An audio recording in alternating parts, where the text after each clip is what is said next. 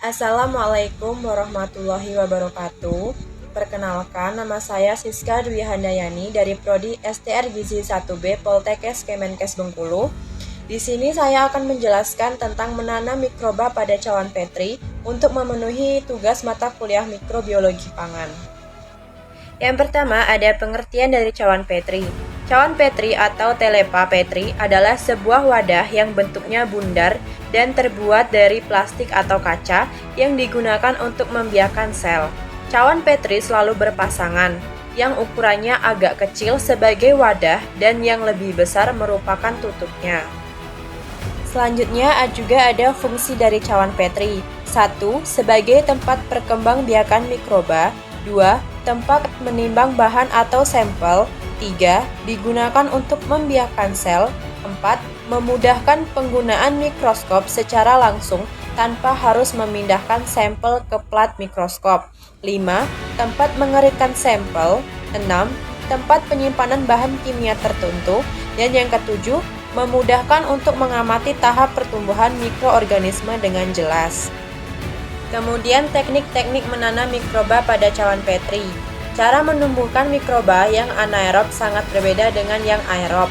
Mengisolasi suatu mikroba ialah memisahkan mikroba tersebut dari lingkungannya di alam dan menumbuhkannya sebagai biakan murni dalam medium buatan. Untuk isolasi harus diketahui cara-cara menanam dan menumbuhkan mikroba pada medium biakan serta syarat-syarat lain untuk pertumbuhannya. Mikroba jarang terdapat di alam dalam keadaan murni. Kebanyakan merupakan campuran bermacam-macam spesies mikroba.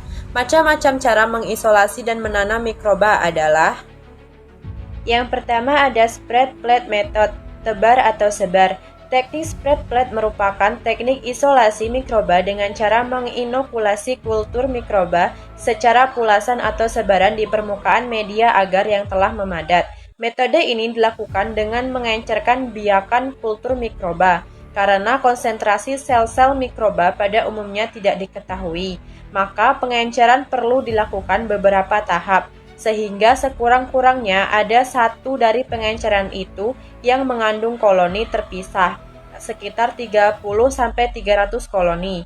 Koloni mikroba yang terpisah memungkinkan koloni tersebut dapat dihitung. Yang kedua ada pour plate metode atau tabur. Dasar dari metode ini yaitu menginokulasi medium agar yang sedang mencair pada temperatur 45-50 derajat Celcius dengan suspensi bahan yang mengandung mikroba dan menuangkannya ke dalam cawan petri steril.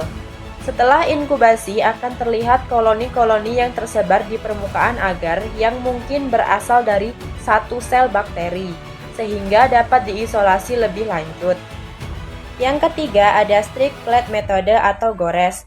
Dasar metode ini yaitu dengan menggoreskan suspensi bahan yang mengandung mikroba pada permukaan medium agar yang sesuai pada cawan petri. Setelah inkubasi, maka pada bekas goresan akan tumbuh koloni-koloni terpisah yang mungkin berasal dari satu sel mikroba, sehingga dapat diisolasi lebih lanjut. Penggoresan yang sempurna akan menghasilkan koloni yang terpisah. Bakteri yang memiliki flagela seringkali membentuk koloni yang menyebar terutama bila digunakan lempengan yang basah. Untuk mencegah hal itu harus digunakan lempengan agar yang benar-benar kering permukaannya. Baiklah, itu tadi adalah sedikit penjelasan dari saya mengenai menanam mikroba pada cawan petri. Semoga bermanfaat. Terima kasih. Wassalamualaikum warahmatullahi wabarakatuh.